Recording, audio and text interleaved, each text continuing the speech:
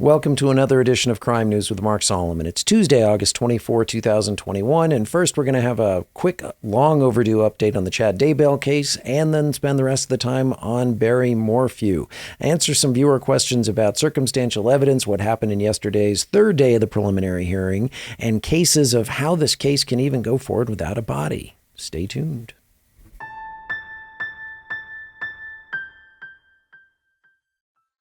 But before we get to that, don't forget to click like and subscribe with a little bell next to it to be notified of future videos. If you're enjoying this one, you want more, click those bells and buttons so we can find out when these things are coming out first. You'll be the first to know. First off, let's get to the long overdue update on Chad Daybell. His case was upgraded, death penalty case. In other words, prosecutors are going to go for the death penalty in his case. They haven't speculated on any other aspect of any other defendant, read Lori Vallow, but they have decided that they're seeking the death penalty for Chad, and they just say in this article, which I've linked in the description below, they say that they have conferred with immediate families of the victims, and the ultimate decision to seek the death penalty rests with the state. We've determined the nature and magnitude of these crimes warrant the highest possible punishment, they said in a statement. And there is no higher punishment, and that is what he is now facing. So let's get to Barry Morphew. With that, had a viewer comment, "Thanks for the breakdown. You're more than welcome. I appreciate your watching. I really do. Could you please explain how circumstantial cases work? Maybe provide examples of successful ones." A lot of social media thinks there needs to be physical evidence of the body, but I believe there can be very strong circumstantial cases where you have dozens of suspicious coincidences that build up to somebody who can be found guilty regardless of all of that forensic evidence. You're absolutely correct. Now, I have done a slew of research. Remember, I'm a lawyer in Colorado, so I can actually do that and give some definitive credence to my answer. And in so doing, hard to find anything through my legal research. A lot of murder cases that are appealed, they have case law pertaining to them, but good old Google, I found an actual case not too long ago. Patrick Frazee, 2019, gets the life sentence for killing fiancée and burning her body. And this was in Cripple Creek, fair bit north of Chaffee County where the Morphew case is. But he was sentenced to life in prison without parole after a jury convicted him of beating his fiancée to death. And he was convicted on charges after they deliberated for 4 hours. Less than an hour later, he sentenced him to the life term, which is a mandatory sentence. And interestingly enough, in this case, there was no body. And here, with little physical evidence, the prosecutors relied heavily on the testimony of a former nurse and the location of Frazee's and Barrett's cell phones days after she disappeared. And this nurse testified that Frazee asked her to clean up the scene of a killing and that she watched him burn a plastic tote she believed containing the body. So in this case, one of the only ones I could find, especially interesting because it's here in Colorado, there was a first-degree murder conviction and a life sentence, and there was no body, but at least in this case, there was some evidence, as in testimony, that somebody had helped him destroy or get rid of the body. Now, in the Morphew case, we heard in the first 2 days of the preliminary hearing, he is accused of, the facts suggest that he did something with the body in the realm of those plastic trash bags that he took from Chaffee County to Broomfield, where they were disposed of in a trash receptacle. So there is some evidence to suggest that he got rid of the body. Whether or not there was a body in the trash bags, whether or not she was killed, that's still circumstantial. And the circumstantial evidence here also entails whether or not she was murdered or killed at all, whether or not she's dead. And the circumstantial evidence they're intending to present is that her electronic trail stopped, that she stopped using her phone, stopped contacting absolutely anybody, that this was entirely unlike Suzanne Morphew, and that barring foul play, she would still be someplace in the world communicating with all the people she knows, loves, careabouts, and so forth. That's the connection. That's the circumstantial aspect of proving that a person is dead without any physical evidence of that. So let's take a look really fast at what circumstantial evidence is here in Colorado. This is the jury instruction for what circumstantial evidence is. And it says that there is absolutely no difference between direct and circumstantial evidence. There's no distinction. And this is what the jury is told at the end of every case where circumstantial evidence exists, which is pretty much every single case I've ever worked ever has some kind of circumstantial evidence. So you would always have this jury instruction. A fact may be proven by either direct or circumstantial evidence under the law. Both are acceptable ways to prove something. Neither is necessarily more reliable than the other. Direct evidence is based on firsthand observation of the fact in question, like a witness's testimony that they looked out into a window and saw snow falling might be offered as direct evidence that it had snowed. Circumstantial evidence is indirect, and it is based on observations of related facts that may lead you to reach a conclusion based on the fact in question. For example, a witness's testimony that they looked out the window and saw snow covering the ground might be offered as circumstantial evidence that it had snowed earlier. Now, I always like to point out to a jury that circumstantial evidence is as reliable as it may sound, but there are limits to that. And some of these examples may be absurd.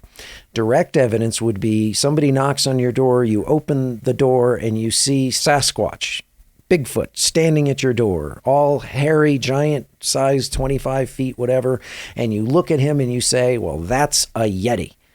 That would be direct evidence you could testify to. On the other hand, if you opened your door the next morning and found a size 25 footprint on your doorstep, say in the snow, and you were to say, wow, that's evidence that the Sasquatch or a Yeti was literally standing on my door in the snow, and there's the footprint to prove it. And under Colorado law, there is absolutely no difference between seeing a Yeti standing at your door and seeing that footprint and making that same assumption. It's direct versus circumstantial evidence. And I think that's important to know since the Morphew case is actually in Colorado. That said, there are a few articles that I wanted to go over in regards to what happened in the preliminary hearing yesterday. That's day 3. And this is where Barry Morphew, according to FBI agent Jonathan Grusin, told the court that Morphew asked him for immunity, saying, and what about immunity? Can I be given immunity if I just sit and open up my life to you? And that really does beg the question, what does somebody with no criminal liability need to ask about immunity for? Why would you ask about immunity if you don't think you could be charged with anything? And in this case, I think this plays both ways. He could have either been asking about immunity because he had a guilty mind, or he was asking about immunity because he didn't do anything and he wanted to make sure that he wasn't charged for something he didn't do. It's still a little suspicious, and it definitely goes towards probable cause. Remember that the preliminary hearing is where the judge has to find probable cause that a crime was committed and that this person committed the crime. A reasonable person could believe both, okay? Not proof beyond a reasonable doubt. So this would probably be relevant to that fact. Another thing that came out in the hearing is that this FBI agent believes that Barry shot her with a tranquilizer dart on May 11, and Barry says she was alive and well, but according to the interview with Grusin, Barry said that they had a steak dinner that evening, turned their phones off and went for a hike, and then made love. Grusin said that her last communication with anyone was at 2:17 p.m., and that he told Barry there was no way she would have been without her phone the entire evening until the next day.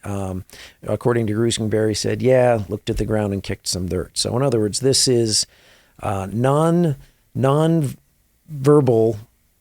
evidence that he was either agreeing or at least saying that he understood, but looked at the ground and kicked some dirt. Notice in today's world of good investigations, investigators do not say that he looked or sounded nervous. They say what they actually see.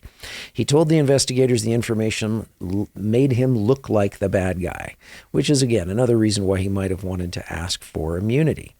The prosecutors pointed out some inconsistencies about the steak dinner, why only one plate was discovered in the dishwasher. Not a good fact for Mr. Morphew. And his story changed from multiple steaks to one steak shared on one plate. and he goes on. I'll let you to read this article. Another article I found, again talking about the third day. And in this article, they talked about more of the timelines for the 5 trash runs that Barry allegedly made on May 10. First stop is a bus stop in Broomfield where there are visible cameras, and he said he threw away some junk there. Then he went to another stop near a hotel. His claim was that he'd been waiting for somebody to let him in so he could get a free breakfast, and there was a trash can there. The third stop was a McDonald's. So he goes from a free breakfast to getting a McDonald's. And then he didn't eat there, but he was on surveillance footage throwing away trash. Fourth was a men's warehouse, saying that he did not recall dropping trash off there, but there's no security footage there. But he had previously spent 40 minutes in that parking lot. The fifth stop was a Holiday Inn, where surveillance footage captured him walking across the parking lot past several visible cameras and signs. Enhanced photos showed that he threw out some items, including a plastic tree pot, as shown in court. And Nielsen asks if Gruesing's theory is that he drove from Salida to Broomfield carrying evidence of a murder. Gruesing responded, yes. And that's pretty damning evidence for Mr. Morphew. Then he talked about the cap. That's the Tranquilizer cap dart. Gruesing confirmed that it would not clear how long it was inside the driver, but the cap was tested for DNA, and Barry's DNA was not a match, he confirmed, which is a bit of a monkey wrench in the prosecution's case. But during the search of the home, they also found a tranquilizer gun that did not work in some of the empty vessels of the darts. They also had some evidence that was gone over in the hearing regarding whether or not that tranquilizer gun in darts would be effective on a 120-pound woman, i.e., would this have worked on Suzanne Morphew? And the answer they got in the testimony was yes, absolutely. If shot with one of these tranquilizer darts, which was akin to a 22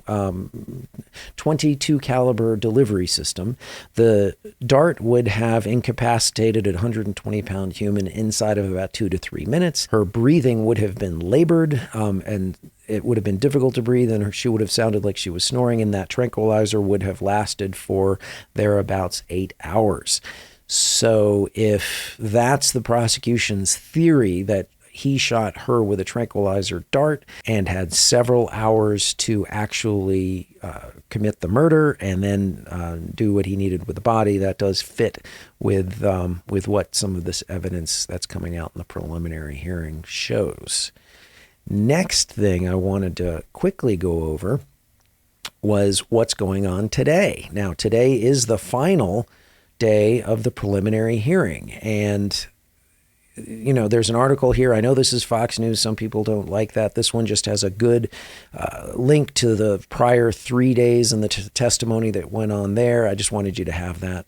Last thing, you know, again, talking a little bit about the circumstantial evidence, I was trying to find, like I said, I looked a lot. And when a viewer asks me questions about why can this happen, how can this happen, and saying that other people are going to think you absolutely need more evidence, I tried to find better articles, better legal research. And this was an interesting one I found in a California case, nothing to do with Colorado, but it's from 1961. And it talks about a murder conviction that was upheld despite the lack of direct evidence of the corpus delicti. In other words, everything was circumstantial. So there you go. Clearly, I'm going to do my best to make another video after today's hearing, probably tomorrow. I'll get that up tomorrow. And what we'll do is we'll go over all of the evidence presented. We'll go over today's evidence as well and find out where this case is going. And until then, that's what I have for you today. If you have any questions, comments, thoughts, issues, anything you'd like to hear, please put them in the comments below or tag me on Twitter. And as always, thank you so much for watching.